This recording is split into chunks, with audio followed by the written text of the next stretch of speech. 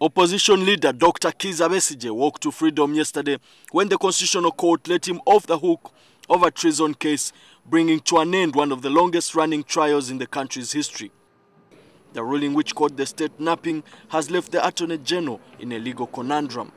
We comply with the court orders until the Attorney General decides on the appeal or not. The Constitutional Court delivered its verdict basing on the fear that Besigye's right to a fair trial was irrevocably compromised as a result of the state's high-handedness.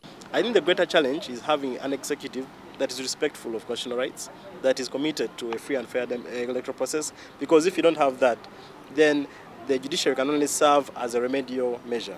And even then, we have seen that they are hampered by their fear of rocking the boat, especially regarding presidential elections.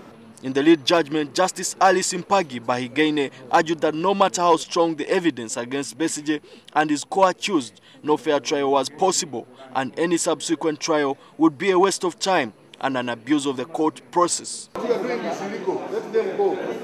The 5 judges cited the attack on High Court premises by security agents on November 16, 2005 and March 1, 2007. A vindicated Besigye has since repeated his claims, alleging the evidence against him was concocted.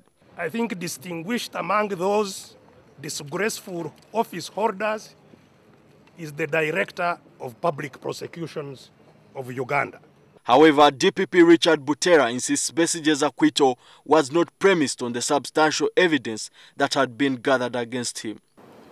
The petition in the Constitutional Court was not dealing with the merits of the case, and the discharge of the petitioners should not be confused with an acquittal for lack of evidence. But as the country hurtles down the dicey path towards the 2011 polls, the question that remains is whether the state brought trumped-up charges against Besigye to throw his campaigns into a tailspin, or whether he had a case to answer.